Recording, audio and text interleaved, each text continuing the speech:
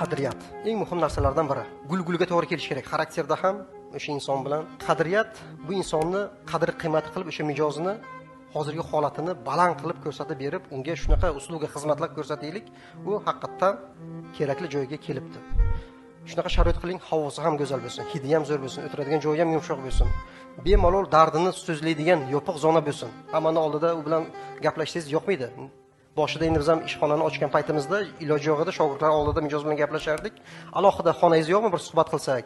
Nimaga gapiravering deganimizda, yo'q, shaxsiy gapim bor. Nima gap desangiz, ko'chaga chiqib gapirganimizda shu oilada qaytgan qizi bor ekan, shu bo'yicha ertaga unga alohida uy qilishim kerak, kelajagidagi maqsadlarini aytib beryapti. Mana shunaqa holatlarda agar mijoz mana shunaqa sharoitlar bo'lmasa, gapira olmasa, chiqib ketadi bo'ldi. Va shu holatidan keyin tezgina ofisni kengaytirib, alohida mana shu 3 ta alohida mijozlar bilan gaplashadigan joylar qildik. Bu eng muhim narsalardan biri. Sizda ham mana shunaqa sharoitlar bo'lishi kerak.